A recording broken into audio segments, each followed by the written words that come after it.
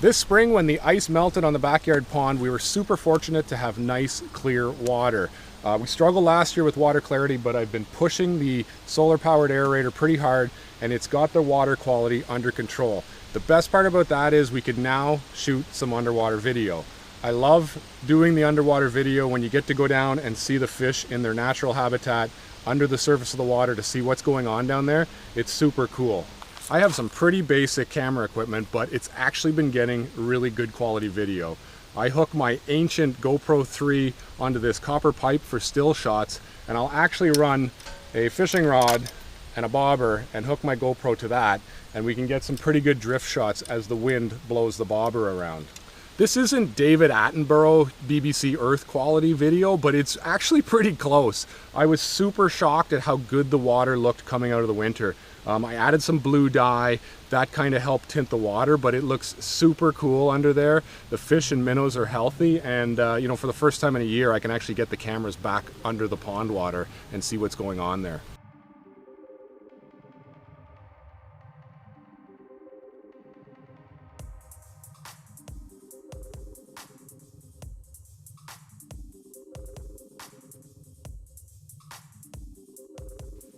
These minnows are ones that I purchased from the bait store last year, and they seem to be doing quite well.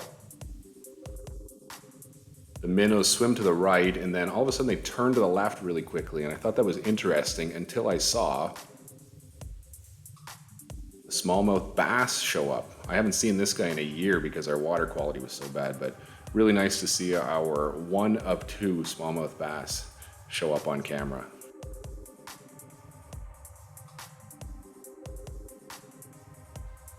So this is a deeper corner of the pond, and you can see that in the watercolor, it's a little bit deeper. We have sunfish here in front of us, but in the background are my prized minnows. These minnows are 4 to 5 inches long. They're very big minnows. I purchased them also in a bait shop a year ago, and they've done really well. And I see them in the spring in the colder water, much more active. There looks to be a couple golden shiners in there, but mostly dace, pearl-sided dace. They're just a great minnow up here in the north, and they just look great. I mean, they're beautiful minnow, and it's nice to see them doing well, and they have been spawning as well.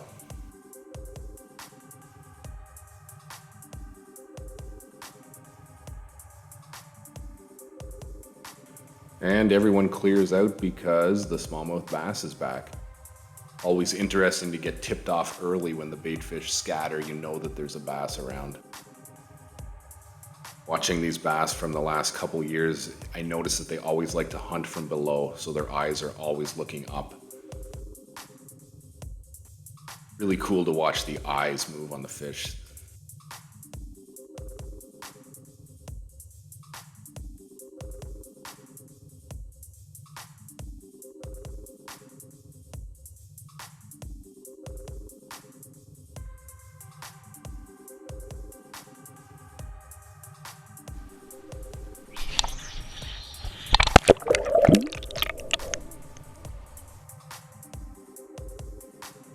The sunfish are always interested in the camera. They're very curious. I think it's the red light. This one actually bites the camera. This was an interesting shot of the bottom. There's so many air bubbles, little tiny air bubbles coming off the pond, which I guess is a great thing.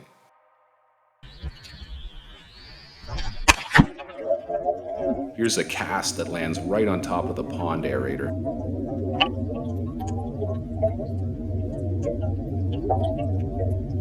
The sunfish now are starting to gear up. You can see them honing out some beds here, so there's a lot of beds setting up. So I think in the next couple days with the warmer temperatures, we'll see the sunfish come back on the beds this season, spawn, protect the eggs. We'll get the cameras down again, show some video of that. That's always pretty cool how the females and the males work, and the males defend that nest.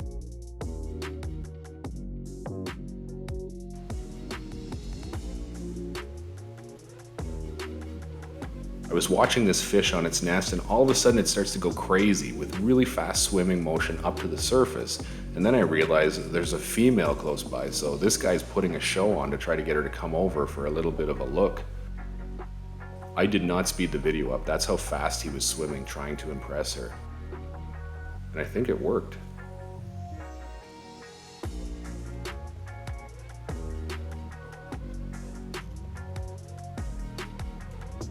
Looks like she likes the place.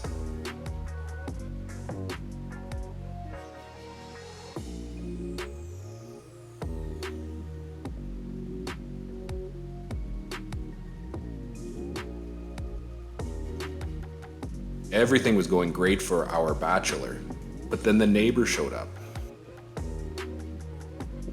I've never seen a sunfish get aggressive like this, and when he flares his gills, it actually looks like a second set of eyes.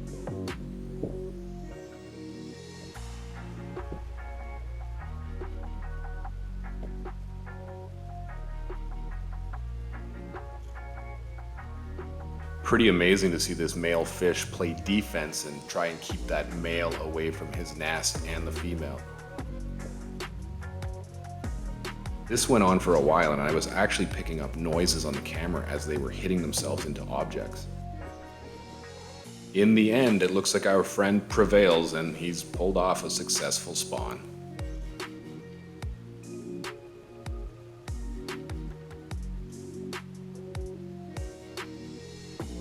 Here's another nest. These fish build nests in such shallow water. This is actually dry land during the summer when my water levels drop.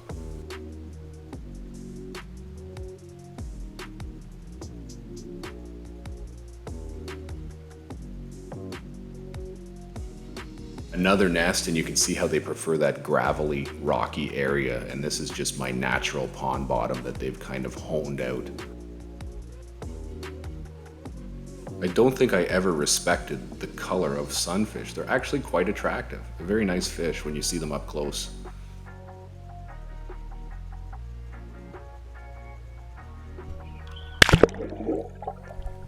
Back into the pond for a cast with the camera hanging from a bobber, and we get into a big school of my bait fish minnows here. Really nice to see them doing well and still in high numbers. That was always the plan here. I needed to get a lot of bait in here before I load up with some bass. I have to say how shocking it is to see our water quality this high after where we were last year. This almost looks like the aquarium channel on TV.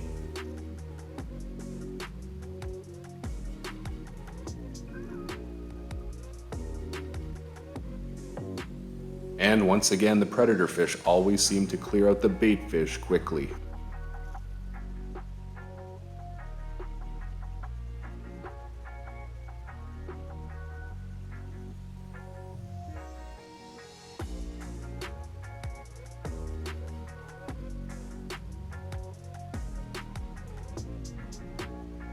By floating a camera around the pond, I realized that the larger adult sunfish like to school up in the shallower warm water here in the spring.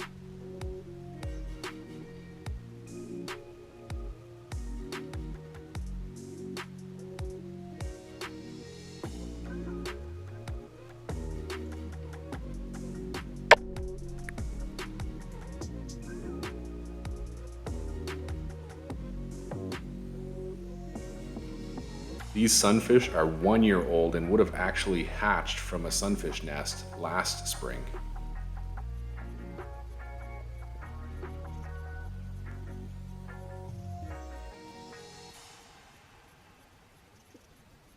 The pond aerator, I think, is definitely working. It's absolutely a must, I think, if you have a pond, to get some circulation in that pond water, some oxygen added.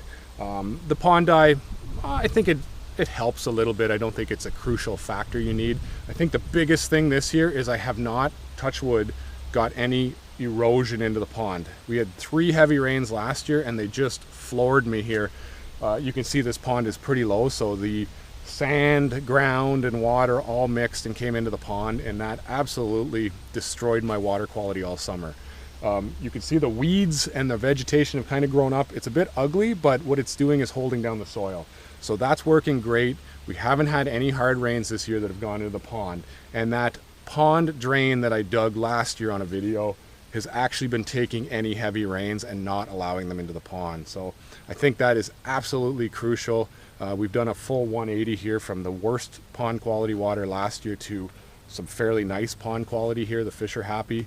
And I think a big part of that people maybe underestimate is runoff and erosion going into their pond. That absolutely killed me last year. There's the bass eating some minnows. That worked out pretty good.